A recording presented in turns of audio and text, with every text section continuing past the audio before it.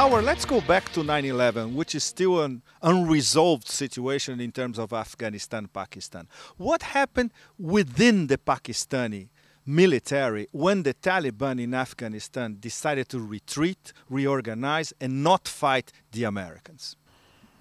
Well, you cannot separate Pakistan army from retreat of Taliban and reorganizing. My understanding is that Pakistan, if not as an institution, but definitely some very influential Pakistani military element is involved of their retreat of Kabul and their reorganization. So we can start from utter confusion, which engulfed Pakistan army when the threat from United States came with us or against us, which is the Bush doctrine, that either you are with us or you are with the enemies. So, and Musharraf took a decision about U-turn, joining America. There are definitely very strong and influential high-level officials who didn't agree with Bush, who didn't agree with Musharraf. So at that time, General Mahmood is a very known chief of ISI. So what Pakistan did was, Pakistan did take some time from United States before Kabul was attacked or before United States started their attack, and sent a very strong delegation under the leadership of General Mahmood to talk with Mullah Omar if he is ready to hand over bin Laden. Mullah Omar did not agree, and this delegation ended up with a complete failure. This is the official side of it, but inside stories tell us that the head of delegation who went there as a Pakistani official to convince Mullah Omar, rather strengthen him not to hand over bin Laden. This is what we are told. I have some precise information with very credible sources that what happened in Kabul.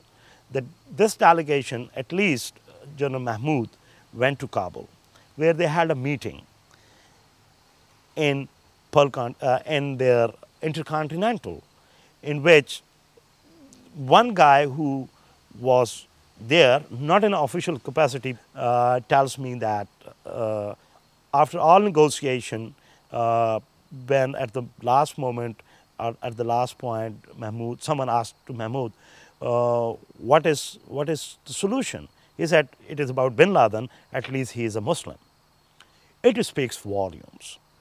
And from after that meeting, we saw Taliban following a certain tactic or certain strategy, retreating from all areas. So my interpretation of that meeting is it was rather a plan given to Taliban from their mentors in Pakistan army, who are very, very, technically sound planners and definitely good fighters. In terms of let's protect our strategic depth, which is the official military doctrine in Pakistan for the past 40 years. This is one of the points where Pakistan army rallies and taking all those risks of American worth against Pakistan. This is one of it, but there is definitely a serious Muslim sentiment which has made roots inside individuals of Pakistan army officials. There are some very hardliners, some retired officers like General Hamid Gol, like General Zahir al-Islam Abbasi, like Colonel Imam Khalid Khaja, who's a former squadron leader. They all are taken away from the ideology. Colonel Imam, who was once a ISI trainer for Afghan Mujahideen, and then he was appointed as Consul General in Herat, told me personally that I started as a Pakistani soldier to train these people, and then I carried away with this ideology.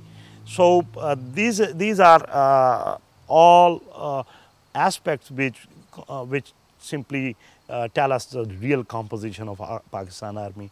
I think after the 9/11 and the decision by Musharraf to take U-turn was very puzzling and was very confusing for whole the military and some of the very influential and committed officials like General Aziz, like General Mahmoud, and like some other, well, definitely went on other side.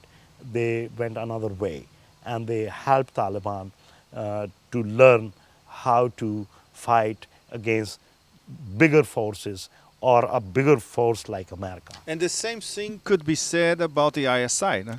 We can also say that ISI has been running rings around American intelligence for the past 7 years as well. Sure, this is, we see that maybe this is not an official policy to support insurgency in Afghanistan. Definitely there are individuals in ISI and other sections of Pakistan Army where people in their personal capacity helping out Taliban. So to sum it all up, the Bush administration, in fact, is alienating the most important institution in Pakistan, which is the army. Well, they can try for that. They did eliminate Iraqi army. What happened? So vacuum. If America is capable of fill up that vacuum, which will left behind after the destruction of Pakistan army, they are welcome. But I am sure they are not capable of it. And then there are higher risks involved, which is about weapon of mass destruction, which is completely a subject of Pakistan army. No one has no idea how to handle that area. So threats and risks are much higher than common people know.